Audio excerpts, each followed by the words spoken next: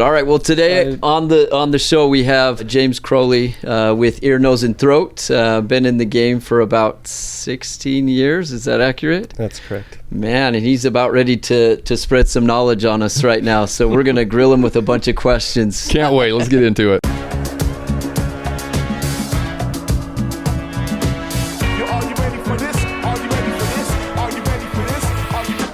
Welcome to the next episode of the Many Minds podcast, where our goal is to encourage collaborative community healthcare using many minds for better outcomes. We want to understand what makes your specialty special and how we can support you to provide better care for your patients. I'm Alex Davis, physician assistant, along with Tyler Murray, nurse practitioner. General disclaimer, this podcast represents the opinions of myself, Alex, and any guests that we have on the show.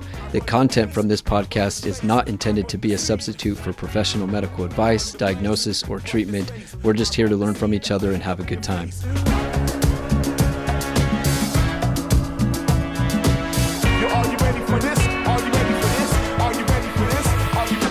Been in the game for 16 years, and you are currently at the Orem Revere ENT.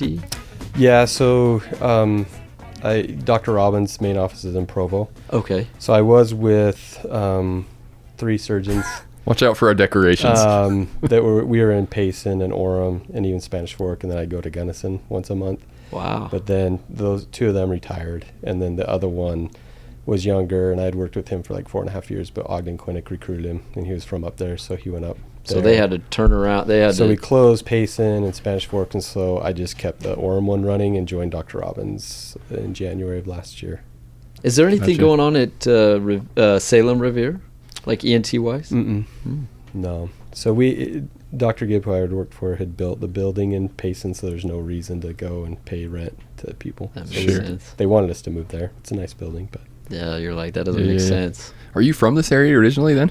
Born and raised in Sandy. We live in American you're close Fork. by. Yeah. Then went down to Arizona for school. Yep. And then came right back? Or what was the transition after school? Went to school down there, but I wanted to move back. My wife and I are both from here. Yeah. And Phoenix is really hot, if you didn't know that. I've been there in the summer. It's a little bit warm. It's hot. Yeah. Mucho caliente. It was like, while we were down there, it didn't drop below 100, even at night, for over 30-something days. And then we come up here, and it's like 90s. I'm like, this is amazing. Don't tell anybody, but it's perfect here. Yeah. We don't need any more people. So, I was looking for work to come back here, and so I did some rotations here and interviewed and got a job with ENT. And that was I wanted to do ENT, so I did my elective in ENT. Yeah. Out at the University of Cincinnati. My brother-in-law's an ENT, and he was out there doing his 5th-year residency, and so they let me go out there. They'd never had a PA or anything. Oh, cool. And so I just followed around the residents while I was out there, and it was amazing. And I think that's a trend as of late, seeing that advanced practitioners taking a step into territories where there isn't really an advanced practitioner role, and I love to see that. That is so unique. I feel like the profession has been around for a long time, and there's been a lot of recognition for it, but still these subspecialties. Yeah, we keep finding, you're not the only one. We keep finding people that are just paving the way of blazing the new trail for opportunity. So what did that look like when you were out there? It was awesome. So they had never had a PA, so they just had me follow their 5th-year residents. So I just hung around with my brother-in-law, and he sent me, there's I can't remember, probably 5 or 6 of them. Yeah. And so, first day there, the University of Cincinnati is a huge ENT program too, like throughout the country. There was people from Israel, Argentina, students coming to watch surgeries there while I was in. So it was really cool to be there, but it's super intense too. They're calling them to the ER for everything. So the first day I go there was an attempted suicide where the guy had blown his eye out. So I'm seeing that. And then a kid's thrown from a car, teenager or something. Yeah. His head's split open. And they're like, go sew it up. I was like, me? And they're like, yeah. Guy? We'll tell you. We'll tell you how to do it. I was like, are you kidding me?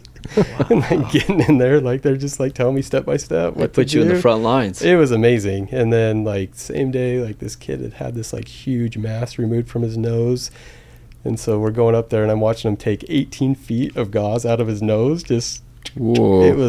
It was amazing. So needless to say, I worked way more than I ever did there in any other rotations. We would be there at 5:30 in the morning doing rounds, surgery all day, clinic, and then have to round on all those patients at the end. I was like, and they were exhausted. Like, these residents are working, and that's when they had passed a law where they couldn't work more than 80 hours. And if they did, they had to write a paper, so they had to work more and explain why they worked more than 80 hours. Punishment. But being there, I was like, you guys need a PA, like, to help you round. You guys need a PA to, like, help you, like, lighten your load.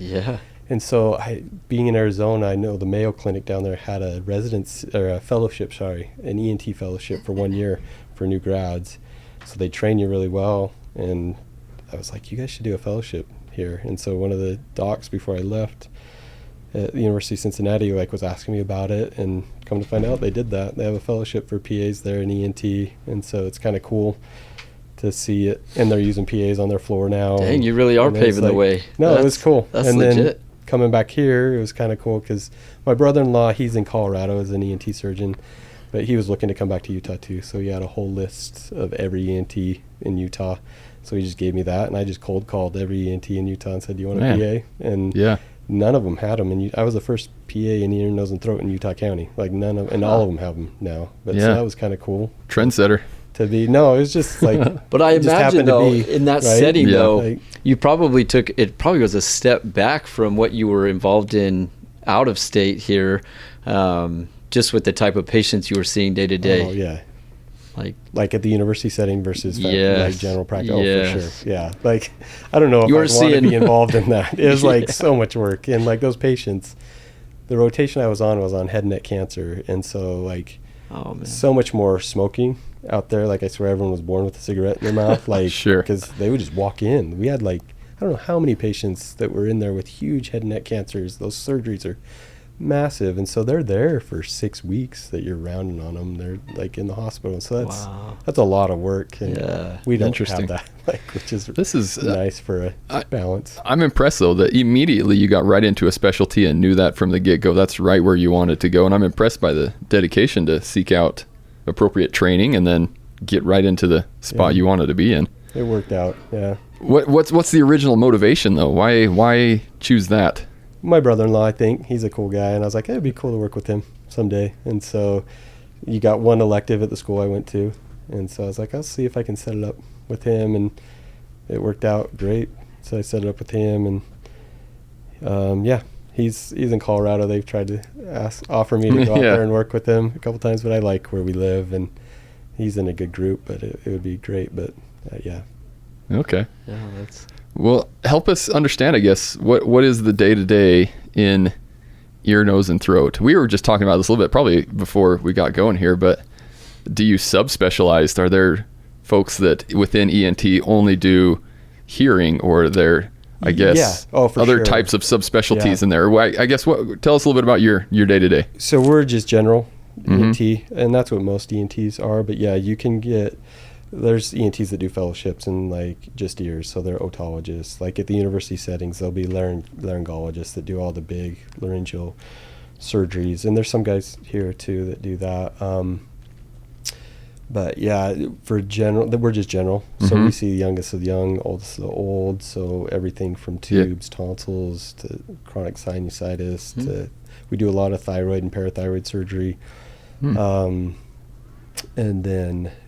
So day to day, like I'm just by myself every day. If I need anything, I just call Dr. Robbins. He's in Provo at that office, and he's great. And that's how it's been with the other docs too. I've been by myself for a long time. So usually 9 to 5. We do surgery. I assist Tuesday mornings and Monday mornings. And those are usually thyroids or parathyroids, usually 1 or 2 quick cases, and then go to clinic. So it's a good balance. I like doing both. I like the variety of patients, that it's like young, old, everywhere in between. And it's just the general stuff though. Lots of tubes, tonsils, sinusitis, breathing issues through the nose, chronic ear problems, dizziness. So my first 2 surgeons didn't enjoy dizzy patients. And so Yeah. you find your niche too. You want to Yeah. be like a valuable part of the practice. So they sent them all to me. So I got really Yeah. comfortable with dizzy patients and see a lot. What would you say your clinical pearls are with the dizziness symptoms, patients coming in? Kind of what things are you screening for? What things are you looking at? Great question. So it's overwhelming, right? Like, because dizziness can It's all be over. caused by Yeah. So many different things. I feel like similar to headache. Everybody's had headaches. Right, Yeah. right. And I don't deal with those. Yeah. we see a lot of that Yeah. though, Yeah. too. But with like dizzy, it was overwhelming at first. And my brother-in-law, who's an ENT, he's like, your job is to figure out if it's ear or not.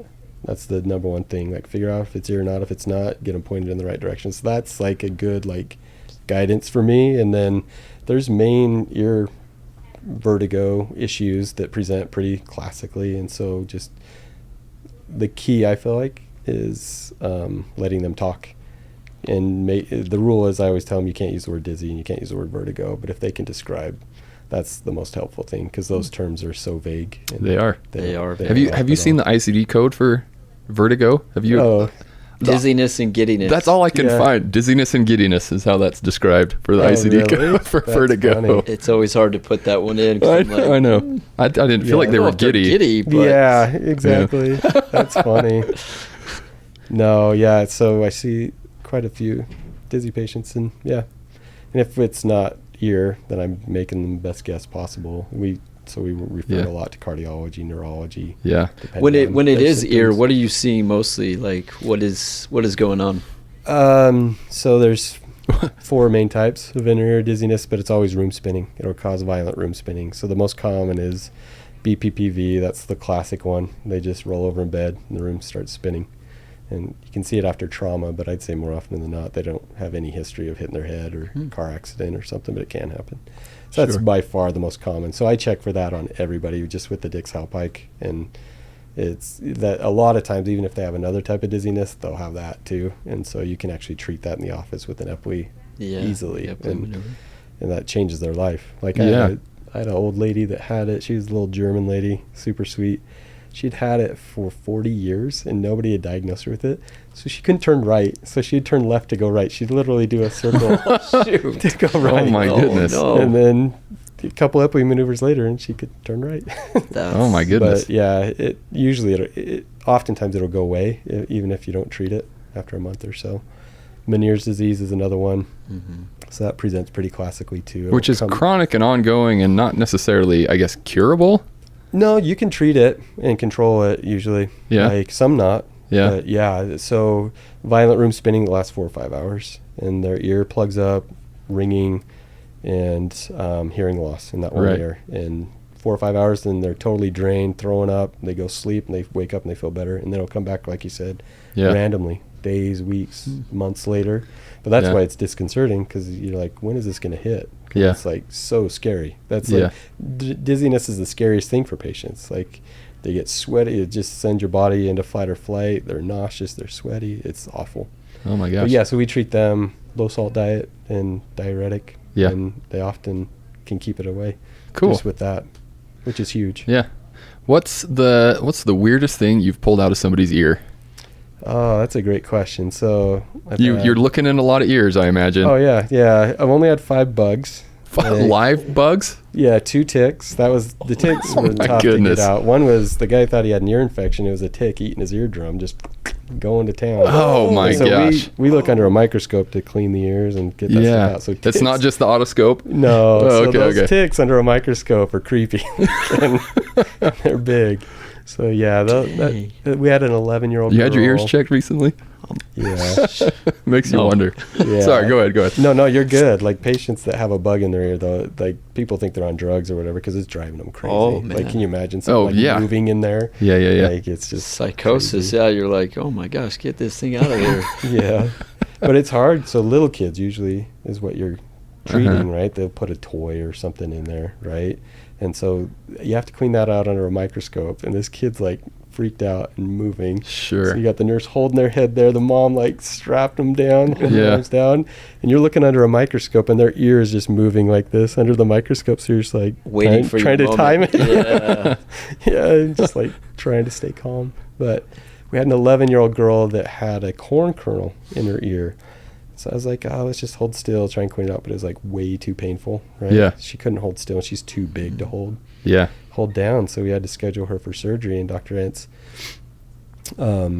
went in to remove it, and it was growing into her skin because it's organic, right? And it was taking root. Yes. Oh, and it was no. hard to get out. Like even under surgery with her asleep, like getting it out was not easy, he said.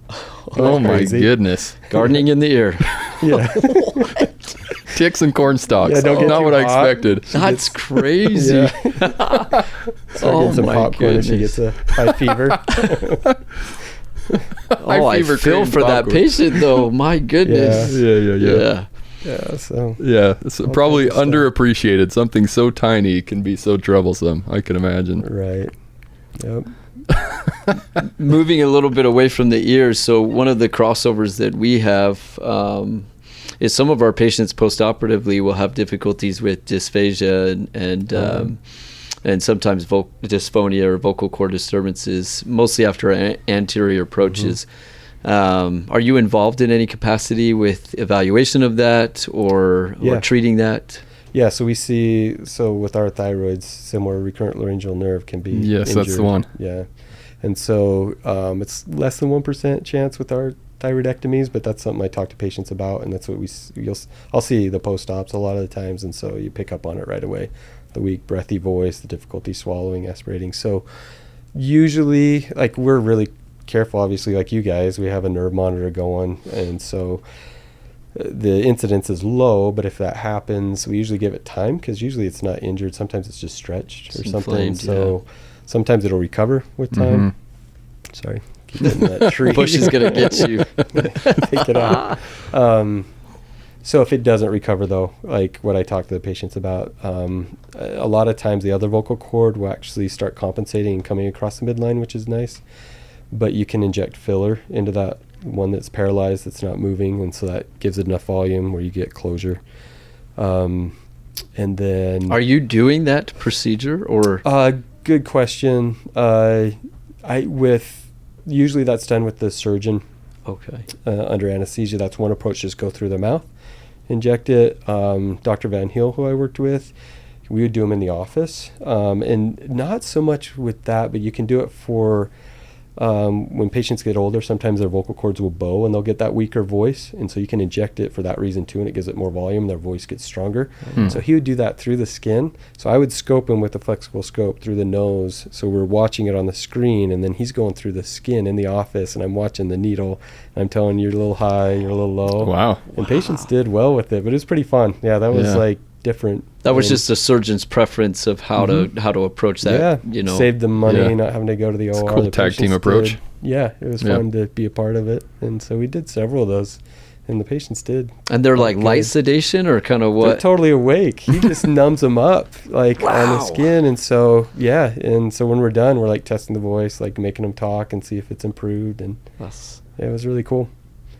That's crazy. Yeah, I did several of those. So yes, we are involved with that, and then we'll usually get speech pathology involved for swallowing evaluation, help them with swallowing. When you say give us some time, what would your time frame look like, with a potential recurrent laryngeal nerve injury? How long?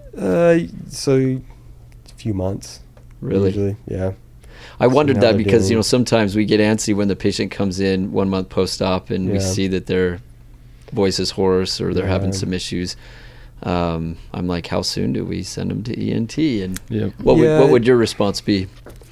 No, that's a good question. So I'll usually see them after our surgery a couple weeks after, and so if it's present and they're having a hard time swallowing, I'll do the referral right then for speech pathology to get helping on the swallowing so they're not aspirating or they feel more confident with that. But as far as like doing the injection, I usually would say let's follow up in another month, and I usually have the doc see them too, and just measuring the severity of symptoms and see if it's improving at all. If it's not improving at all, maybe if we see some movement, then maybe we wait still before we do anything.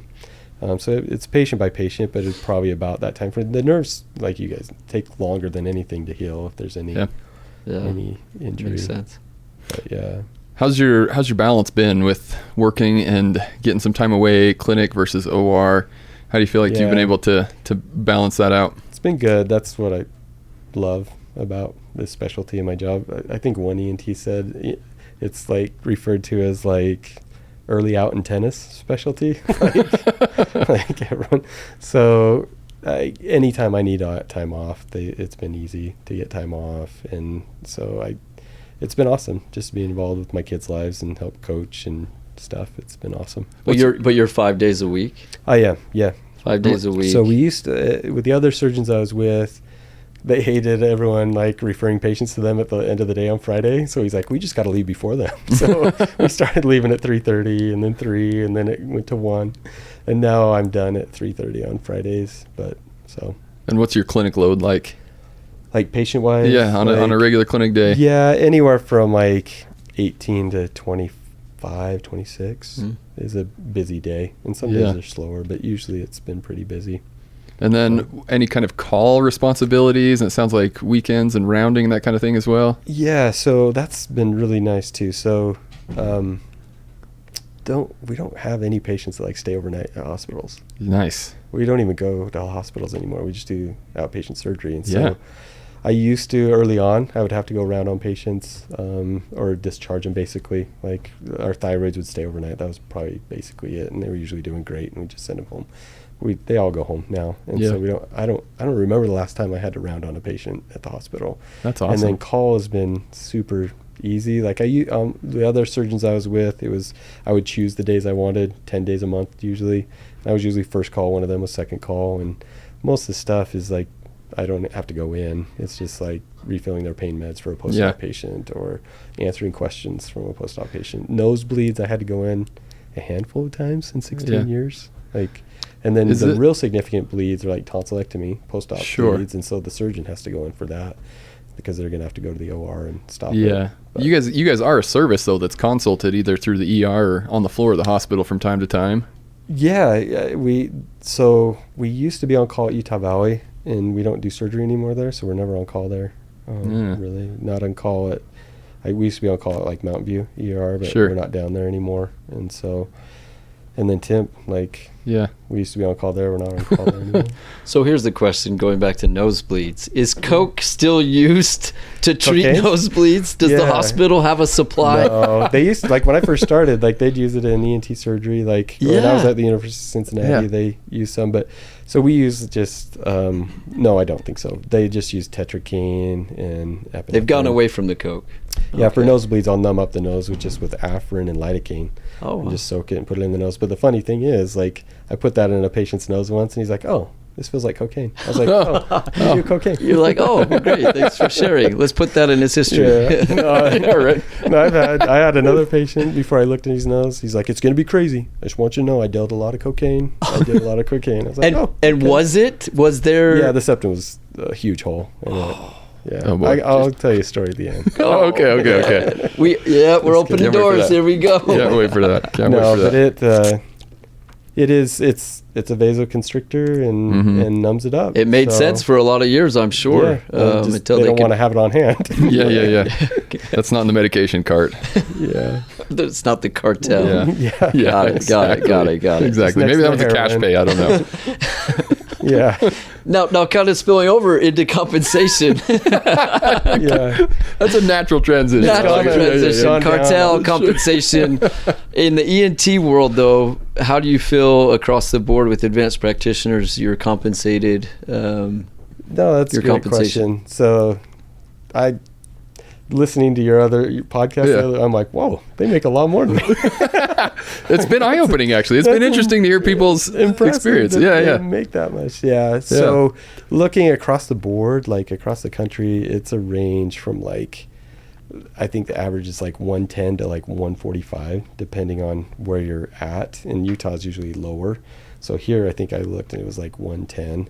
And so, I'm above that. I'm more to the higher end than that. So, because I've been here a long time, but I don't know how much the new grads are getting. Because I started out, like, I don't know if you guys, but like back in the day, I think that average was in Utah was 70. You'd start out at 70,000. Oh boy, that was the hardest thing, because working as a bedside nurse and then going to the family nurse practitioner, I was like, I think I'm making more money working the floor than I would. Because you could add more hours. Exactly. I had a lot more control. That was a hard pill to swallow. But you kind of invest your time and energy into something that will pay dividends in the long term. And I think that's the hope. With your organization, do you feel like there's going to be a ceiling, like you're going to reach this plateau and not be able to progress beyond that? Or I wondered, but it's funny. So my last meeting with them at my year mark or whatever, they were talking about going to more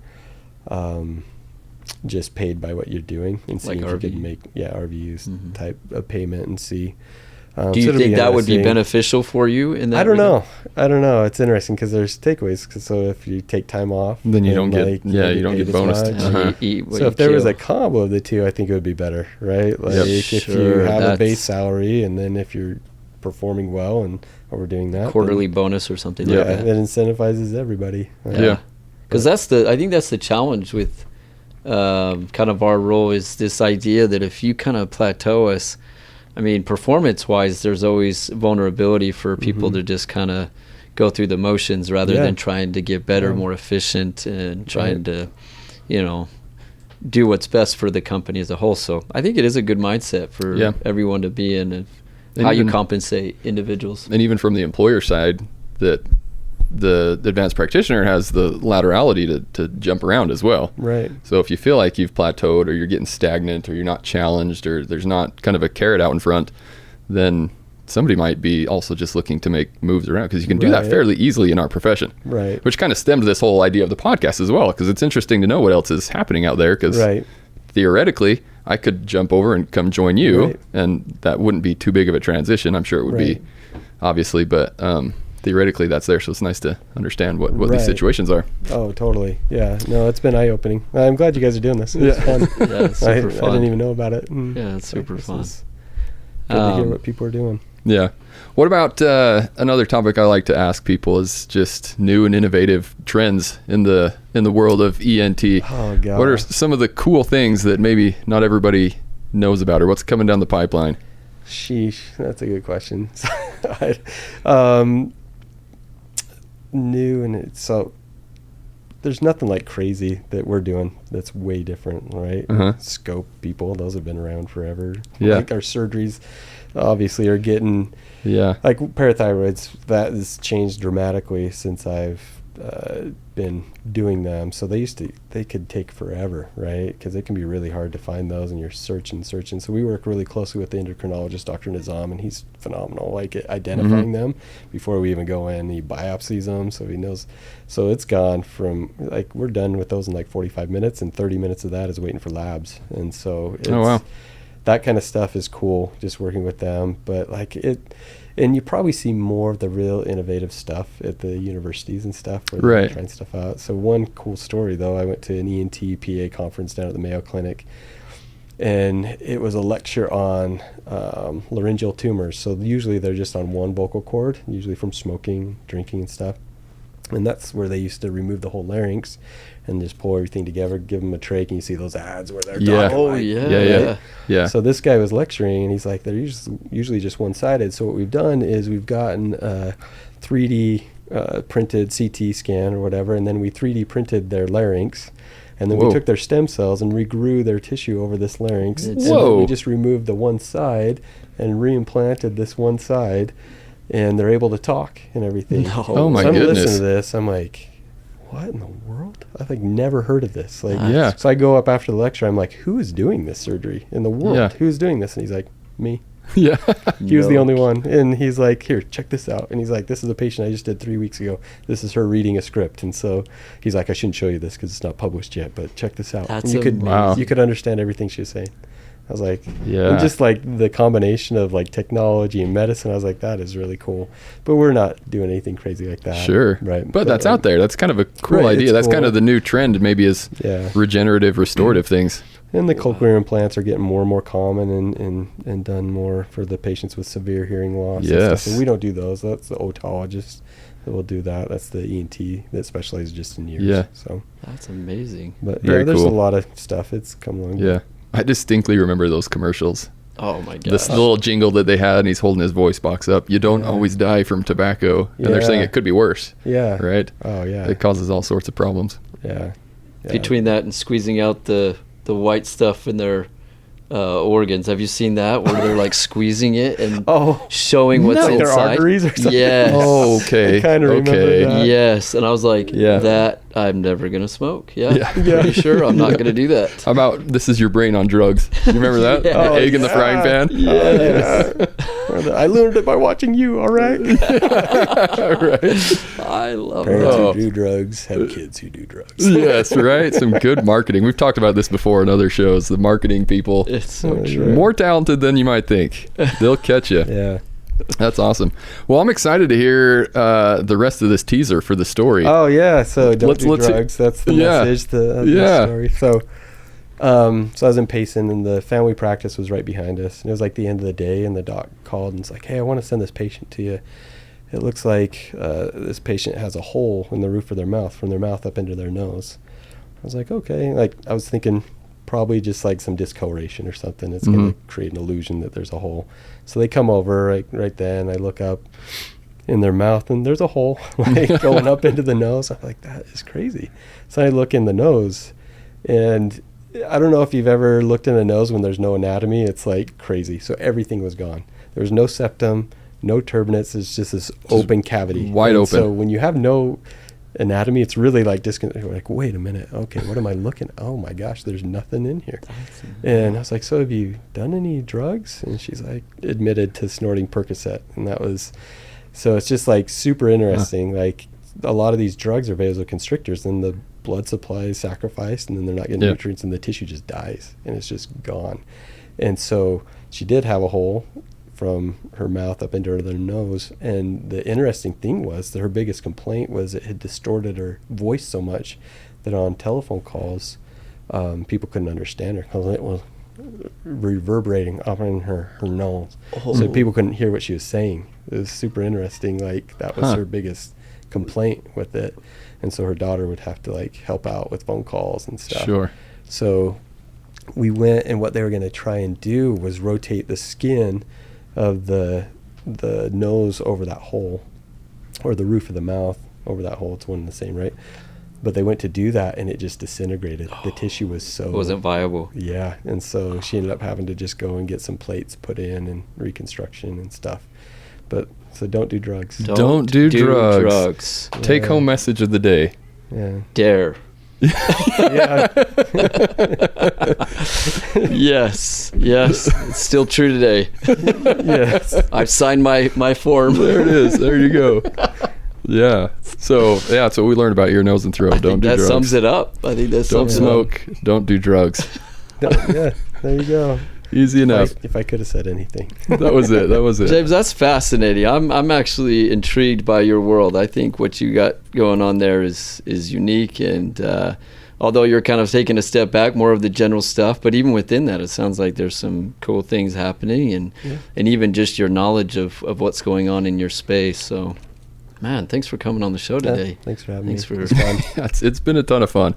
I always am interested now because I keep getting surprised at all the specialties. I think I've said it before, is when I get into starting these conversations or we're thinking about who's going to come on the show, my first thought is just the generics that you learn in school of tubes and babies and hearing loss in the elderly and things like that. But then we learn there's just a huge depth and breadth to these specialties. You guys are doing great things, and I think a great resource for the community. Anything else you learned? No, I've been just blown away. I love it. Yeah, thanks for coming on the show Thanks for today. having us. Or Yeah. Me. Thanks for having us. Well, you're representing the ENT Yes. space Yes, right now, that's so we're going with Yes. it. Yep. Doing it all. If someone wanted to follow up with you, James, how would they reach out to you? Good question. So You're all so over we have an social off- media, right? Yeah, exactly. No, I'm not. For ENT You and stuff. everyone else. What are we doing? We I don't gotta know. get out there more. Yeah, it's true. It's true. Yeah, I'm not at all on the social media stuff. So just our office, like we can help you out with any general ENT stuff. So Dr. Robbins is in Provo. He's down in like the Cotton Tree Square area. And this is with Revere. Revere Yep. Health ENT, and then I'm in Orem at the Timpanogos Hospital. It's the same number, 801-375-3175, and that can get you a hold of us and help you out with any ENT problems, or if you're Love dizzy. that. If you're dizzy, but don't say vertigo. Yeah, exactly. That's right. With our office is on social media. Tyler not so much. Me, not so much. But connect with our office. We love to interact with people that way. On Instagram, it's Summit Brain, Spine, and Orthopedics. On YouTube, the Summit Medical Institute. And then we always love seeing people in person. We do a multidisciplinary case rounds discussion every Tuesday morning, 7 a.m. at the Mountain Point Hospital in Lehi, Utah. We appreciate our production team as always. Dallin and Amelia holding down the fort for us. My guy. Shout out to anybody that's listening. Please give us a review, feedback, subscribe. Let us know. Come on the show. Come on the show with us. Let us know what specialty you want to hear from, or if you yourself want to come chat with us. We'd love to have you.